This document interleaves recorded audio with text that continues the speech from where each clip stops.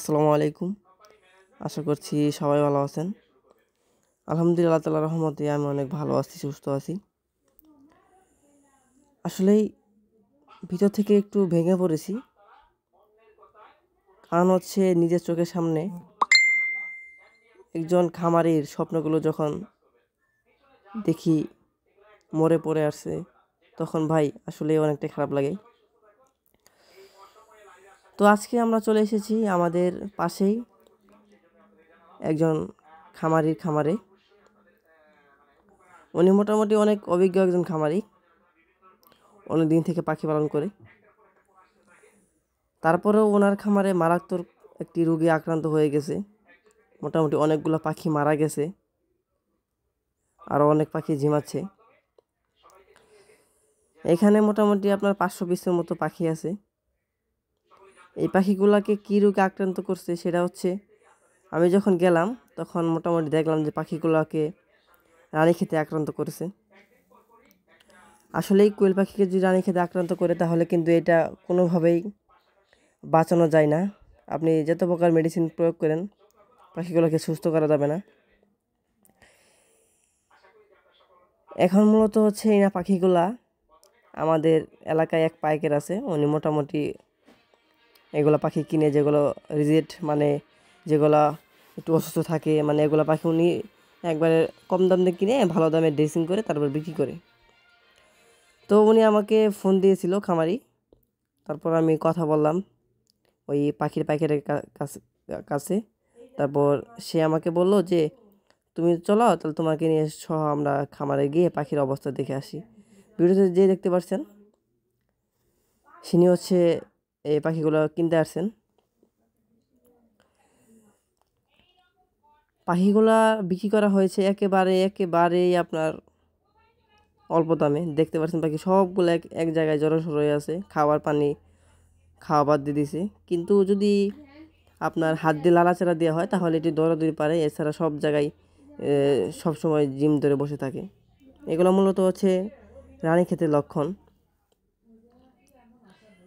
আপনারা তো আসলেই অনেকেই কোয়েল পাখি পালন করেন, হুটহাট করে অনেকগুলো পাখি উঠায় ফেলেন খামারে। আসলে কোয়েল পাখি বিষয়ে আগে আপনাকে জানতে হবে, বুঝতে হবে। পাখি পালন করা আসলেই অতটা সোজা না। পাখি পালন করা অনেক টাফ ব্যাপার। আর যাদের এখনও খামারে পাখি আছে, অবশ্যই আপনারা পাখিগুলোকে রানীক্ষেতের বুস্টার ডোজ একটা ভ্যাকসিন করে দিবেন।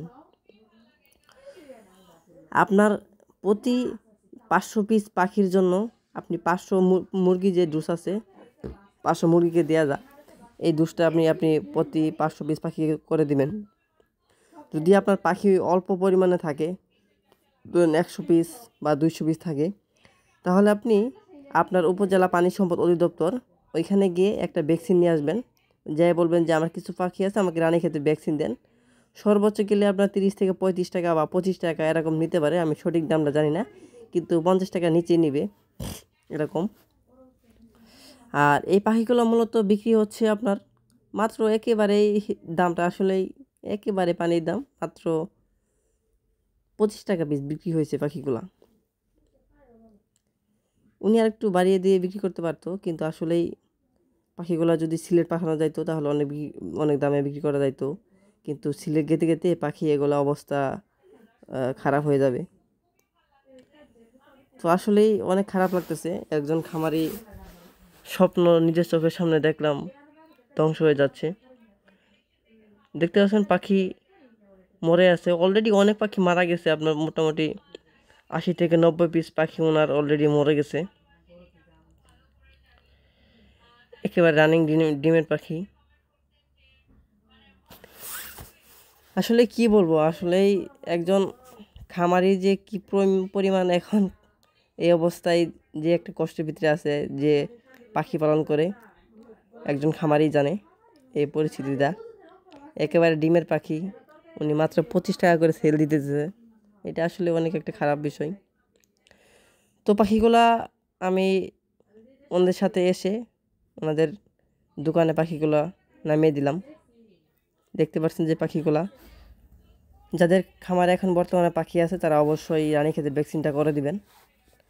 তো আজকের ভিডিওটি আর বড় করতেছি না, সবাই ভালো থাকবেন, সুস্থ থাকবেন, এই আশা কামনা করে আজকের ভিডিও শেষ করছি। আল্লাহ হাফেজ, আসসালামু আলাইকুম।